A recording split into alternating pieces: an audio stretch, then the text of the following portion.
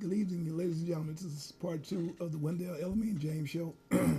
we have we're reuniting with the children of long-time offenders that spend long period of times in prison. We have Ernest Craig here, Ernest Kirkwood here today, and myself, Wendell James.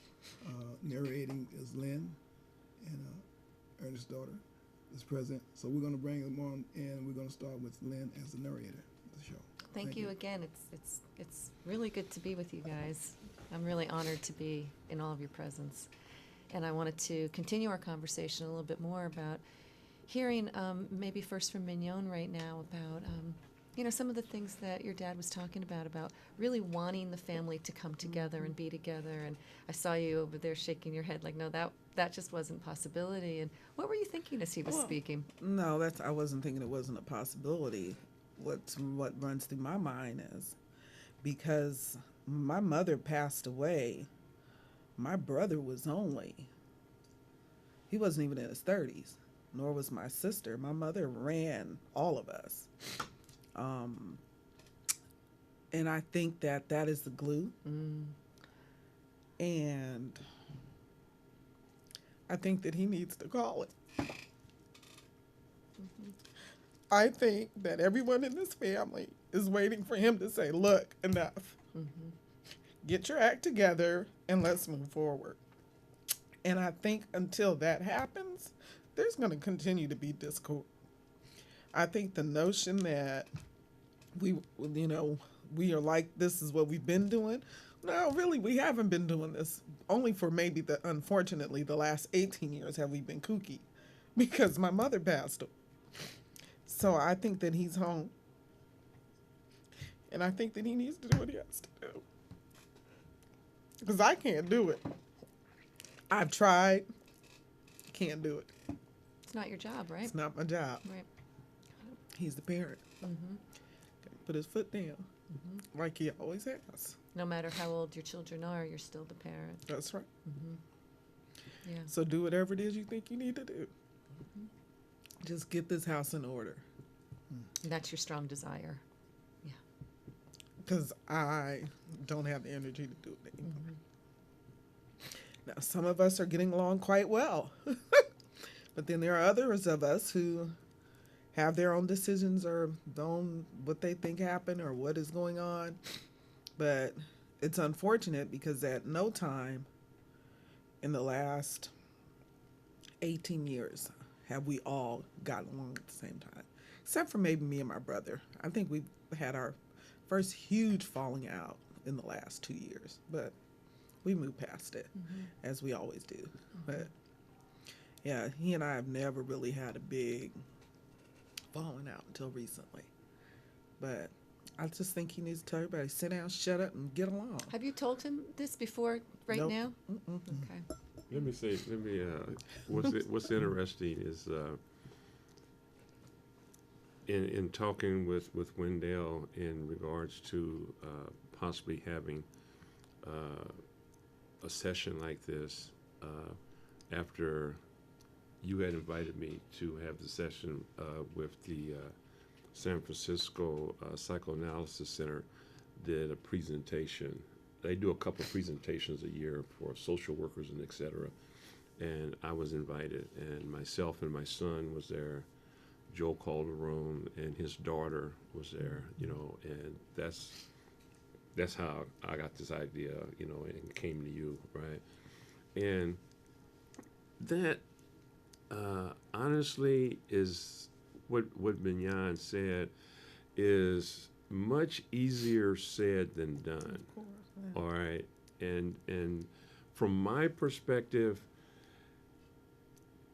things have been going on for a number of years that I'm not privy to. All right, things have happened. People that had feelings. People have felt they have been wrong or disrespected, and never processed it. All right, never took it to the person. All right. Back in the day, yeah, it wouldn't have happened because we'd have squashed it right from the gate. But after years and years and years of having ill feelings, it's I don't know how to do it. I mean, yeah, would I like to do it? Of course. All right. I don't know how. And to be honest, I don't think it can happen.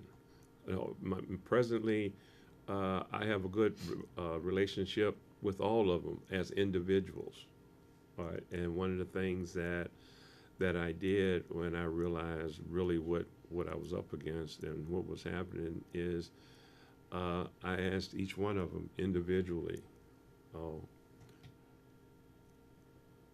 I said, hey, I really don't, I'm not feeling how you guys are doing and how you get along, but hey, y'all been doing what you've been doing for decades, and I can't do anything with that. So only thing that I ask is don't come out of your mouth with none of your siblings. Meaning, I can't sit and talk to one about the other one, or he did this or she did. I can't do that. I mean, I love them all, and whatever. I don't feel that they would intentionally lie to me, but in saying something happened, I don't know that's the way it happened. Right. And I don't know the circumstances. See, a little bit of education and a little bit of knowledge sometimes is very harmful.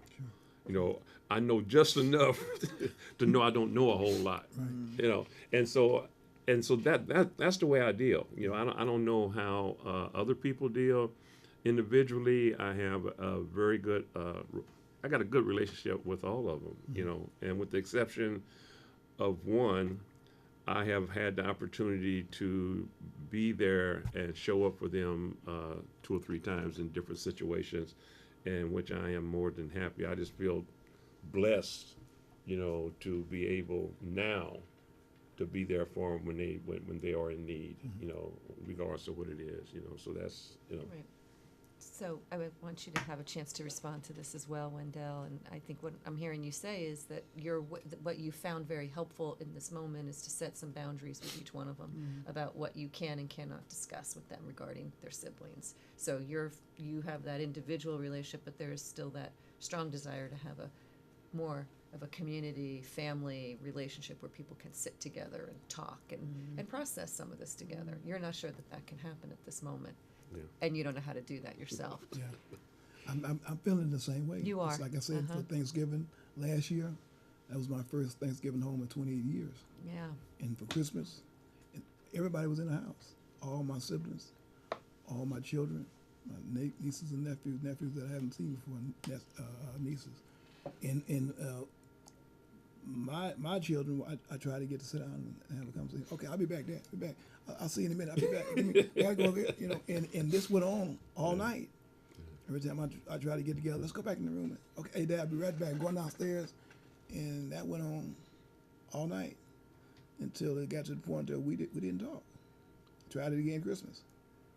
Didn't happen.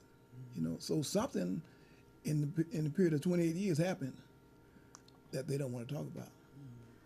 I don't know what it is, but like I said, the way that I see them get along, it's good. But something happened to where they don't want me to be part of it or whatever. And like I said, there's nothing that I can do about that. It isn't. It happened, whatever happened, and apparently they don't want me to know about it or whatever. I don't know if it's for my protection, I don't know, or for theirs, I don't know. But I can't. I'm not able to get to them. Be able to sit down and have a decent family conversation with them. Well, it's one other thing that I think happens, and I can speak for myself, and I can speak for Wendell because I know a little bit of his history. And kids take on our craziness, but they also take on some of our strengths. And I know that me as an individual, there were some things that I just totally found unacceptable. And if you did it or said it, there was a consequence. Exactly. You know, the main one being, depending on the situation, I may verbally say something, I may physically say something, or I just may just cut you loose. Because there are certain things that I felt that I'm not deserving of, and I'm not going to accept it. Right. All right, Exactly. and I know to a large degree, you were like that. Yes. Because I know your history of what you was engaged in. You had to be that way, and I was like that. And my kids was raised up around that. And I'll give you an example. It's not one that I'm proud of, okay, but it was Christmas was coming up, and I asked Luann what she want for Christmas. And Is that one of your, that's the mom. that's your, okay, Yes, that's your ma'am. mom? Yeah. Okay. And she said she wanted to watch. I says, okay, cool. And later she asked me what I wanted, and I wanted a pair of diamond ear studs. All right, so I had two of those. Okay, cool.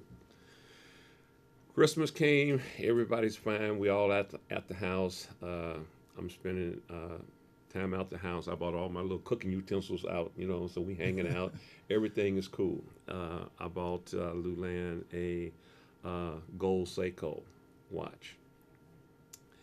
And she bought me from Grodin's, one of the high-end stores here in San Francisco. She bought me a really, really, really nice jacket. All right.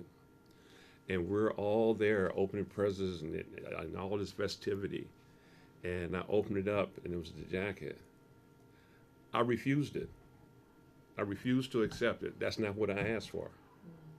I wanted diamond. I know I was like a kid, you know. No, I wanted diamond ear studs. I don't want the jacket, and I refused to take the jacket. Do you remember this? Mm-mm. Okay, Yeah, but you do. yeah, Yeah. yeah, yeah. You know, and so that pointed out. I mean, that really speaks to how messed up I was, Yeah. and how inconsiderate I was, and how, you know, the whole my way or the highway thing. But you got to remember, we were damaged. You know, We were really yeah, damaged. that's true. You know, hurt people hurt people. And how did that impact the kids, do you think? Well, and you know what? At the time, it was. I don't think it impacted them consciously, right? Subconsciously, I think it did. You know, because it was a thing of that type of behavior from me didn't surprise them. Maybe that's why I don't remember. Maybe that's why you don't remember it, right? You were used to it, maybe. You know, Right. but my point, the point I was trying to make, is that certain things happen that a person finds unacceptable. They're locked on that. You know, you did X, Y, Z. You know, Right. you know, or you repeatedly did something. And I think that over time, with them growing up, dealing with mom, her illness, and keeping the family together, because she did a stellar job of keeping things together. You know, because she was politically active here in the city. You know, people know her real well. You know, she for a long time was the Western Regional Director of the NAACP, which covered, what was that, nine states. You know, I mean, Luann wasn't no joke. So she raised very strong kids. Okay, and when certain things happen, it's unacceptable. Right. And unacceptable things didn't happen all the way around. And that's why that's why I think it is what it is. You want to respond to that? I don't know what to say because I'm just at the end of I'm just done basically. I hang out with the siblings that I hang out with that want to hang out with me, and those that don't, that's fine too. I can't, I don't have time anymore. I've given too much of my time already. So the best thing I can do is just hang out with those who want to hang out with me. And those that don't, keep it moving. And if you change your mind, you know where to find me. You're open. Yeah, I'm the eldest. I don't have time anymore. Tired. Besides, we have too many other little kids running around here to worry about the adults at this particular point. And that's where my focus is at this point, is making sure that the kids are happy. After that, I'm good. Unless, he puts his foot down, and of course. My foot ain't So that there's, big. there's still that ask on the table. I think it Wendell, did you want to might be respond to bigger than you anything? think. Yeah. Well, I continue doing as I'm doing. I look out for all my children that I'm close with. I'm close with all of them, and I do the best that I can. I've had a light turned on in me to realize that I only have one life. I have less time than I have more time. Right. Yeah. The time that I have less, I'm going to enjoy it to the fullest. I'm going to enjoy life every day, even the ugly things in life. I'm going to enjoy. Right. Bring my children on with me. If not, oh well. I did the best I could. I made it back. Yes, you Right. did. I made it back. Yes, you did. Right. In one piece. Yeah. Right. All my faculties in order, everything Yes. movable. Yeah. And I'm doing the best that I can with the little I have to work with. Was being a parent, here's an unformulated question, so bear with me, but I'm wondering about how being a parent while you were incarcerated helped you to survive that experience. Was there anything about your identity as a father that gave you strength or solace during really, really hard times over those 27 years? My children kept me going because I knew I had to make it back to them. So just the idea that you were a dad Right. to these, 4 or 5 children. Right. 5 children, I think you said, Right, right? right. I knew I had to make it back to him. I knew my son. We talked on the phone on a regular. We talked. We wrote letters. Even when he was incarcerated, we corresponded when he was incarcerated. And my thing was to make it back to him. He was shot 3 times while I was incarcerated. 3 times. The second time was inches from his temple, right? Because of the lifestyle that he chose to follow behind me, right? And I told him, I said, I need you to stop doing what you're doing. Because we need the life together, right? You gotta stop.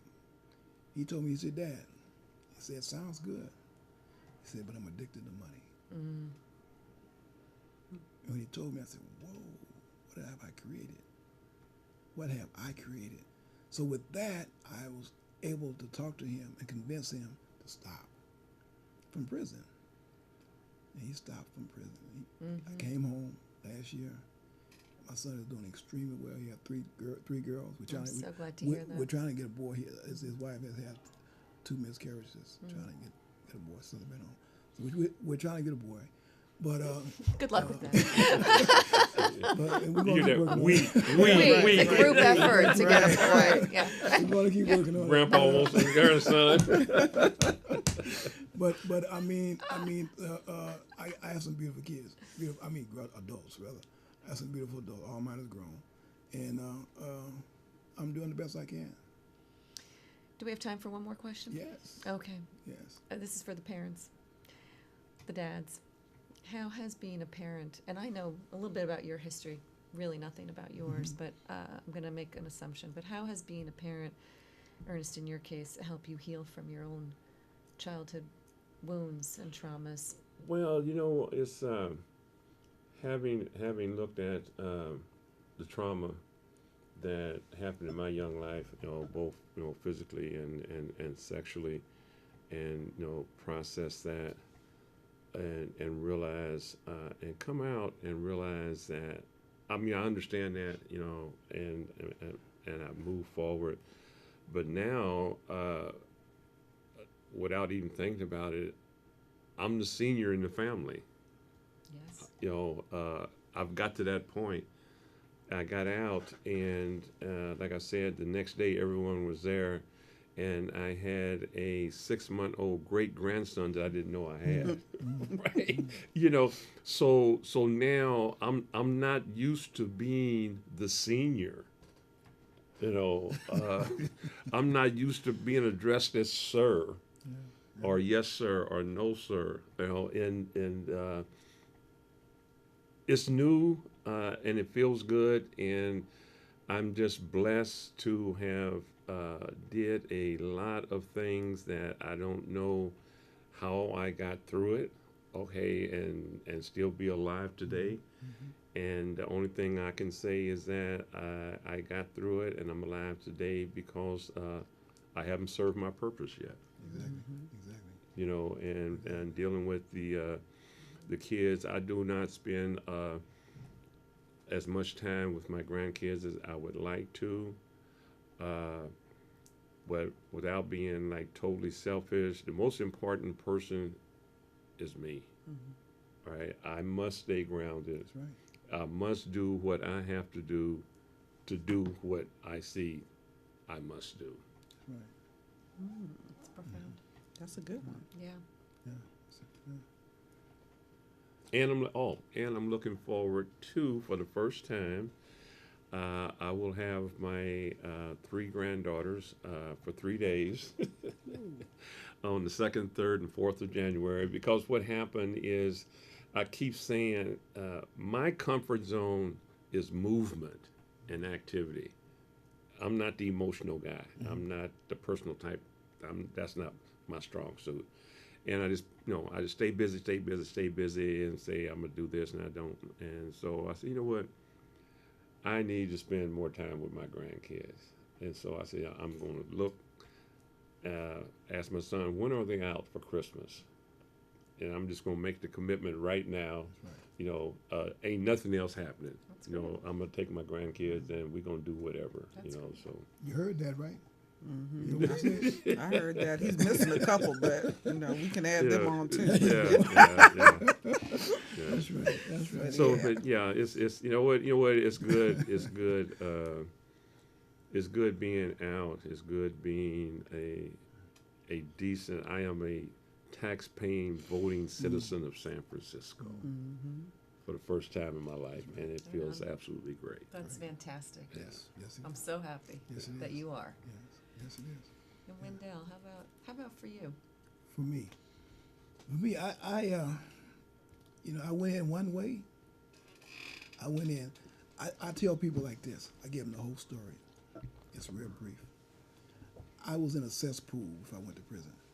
You know what a cesspool is? Okay. I was in a cesspool. I went to prison. I was in all kinds of stuff. Then I went to hell. I went in the hell. I went to the bottom pits of hell. I went to Pelican Bay, the worst prison in the state of California. I stayed there from 91 to 95 on the main line, a war zone. I made it out. I made it back from Pelican Bay, level 5, back down to level 3 to level 2. And I made it out. Like Job, I got spit out. Pew. I made it back. Untouched, everything mobile, all my faculties in order. Right? I did the metamorphosis. I made it back to my children. I made it back to my mother, which lived 11 months after I come home. She died. I came home, I took care of my mother, I changed her diapers, I fed her. She gave me 11 months. She told me, I'm proud of you. In a dying bed. I was there when she passed. Right? She told me, I got my sign of approval from my mother. I made a promise to her that for the rest of my life, I'm gonna make her proud of me. Right? I intend to do that. Right. So today, I'm finding my nieces, my nephews, my sons and my daughter, my brothers, everybody respects me. Everybody. I get respect from all my peers. All the ex-lifers, women and men, they respect me. What else can I ask for? I made it back to San Francisco. I got kicked out of the well, out of hell. Made it back. I got another shot. Every day, I appreciate the ugly things in life, even the ugly things. If it rains, I get in my car, I get on the freeway, I drive. Somebody might call me from prison. I enjoy the ugly things in life. Everything is precious. Life and freedom today is precious to me. Yeah. To me, so that's how I live. I don't worry about. I don't have road rage. I don't have none of that. You know, what's gonna be is gonna be. You can't get around it. Accept it for what it is. Some people not gonna make it back. So we got to live for them. I left a lot of people behind that's not gonna make it back. Life without the possibility of parole. They won't come back and walk on the ocean. They can think about it, but they'll never see the ocean again. I got a shot. They found me suitable for parole. Make it back on this side of the fence. Enjoy all this. I can go in Safeway. And I can buy all the candy I want to buy. I don't have to wait till the end of the month to go to the canteen. Not the candy. You see, so life and people. I see people on the street in tents. Yes. You see, people don't understand life is precious, and they better enjoy every day that they can because that could very well be you. That's right. In those tents, right? So I left. My mother passed. And I left me a home. I had a beautiful home in San Francisco. This man been there in my house. I make gumbo and have fun. Just enjoy life. It's too short not to enjoy it. Less time, then I got more time. So that's how I live. Life's great. Fantastic. Yeah. So we just our children were affected by our incarceration badly, and I feel bad about it. I really do. My son was shot 3 times. You know, trying to live a life that I lived, trying to be a part of what his dad was. My daughter was raped. All kinds of stuff happened. My daughter was hit by a school bus. You know, the bus didn't even stop. They had to go find the bus. You know, I mean, all kind of stuff. Our children were affected badly. I apologize to you. I apologize. I really do. Well, I thank really do. you. Yeah, I apologize. Yeah. So for what we did, because we lived a garbage can life. We lived a garbage can life. We thought it was good. It was cool. It wasn't good and cool about it. But we had to go through what we had to go through. We had to go through what we had to go through to get on the other side. To get on the other side. That's a good man today. You know, he get a lot of respect from people. He's a good man today. Ernest Kirkwood, good man. You know, one thing that I come to realize a couple of years ago, I've been out a couple of years. January 12th, 2017, I've been out 5 years, and I realized that the same needs that I had prior to going to prison, and when I was doing all the crazy things that I was doing, I still have them same needs. Only difference is I satisfy them differently, right? And when I say needs, we all have a need to be accepted. We all have the need to want to be appreciated. We have a need to be loved and cared about. And coming out of prison and doing the work that I do, and doing it solely because it's what I want to do, and it's what I am good at, right? And people love me and respect me for me and the work that I do. You know, I was invited to do a presentation down at the county jail for the in custody graduation. And I accepted, and I go, and just before I get up to speak, I reflect on, like, here I am sitting here in the jailhouse auditorium about to be the guest speaker at an in custody graduation. And I got up and I did my presentation, and it was well received. And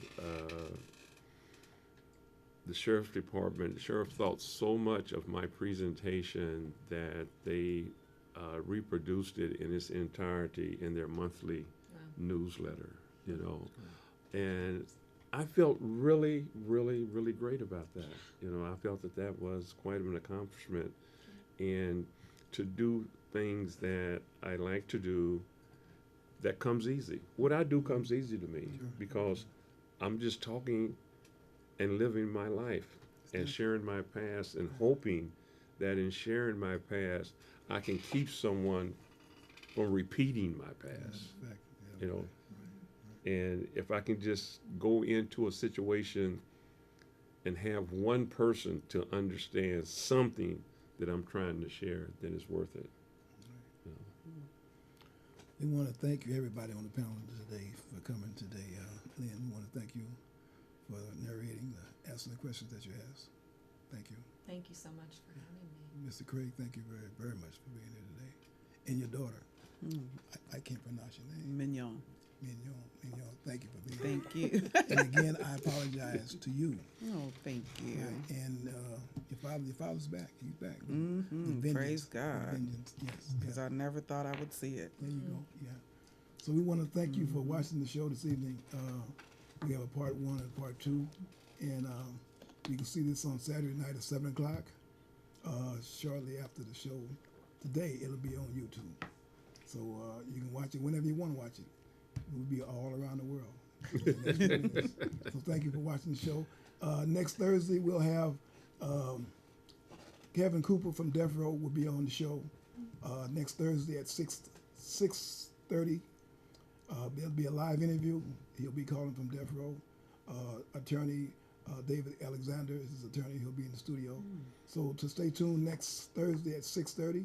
That'll be a live interview. You can call in and ask questions to Kevin if you wish. So thank you for coming on the show, and we'll see you next week. Thank you.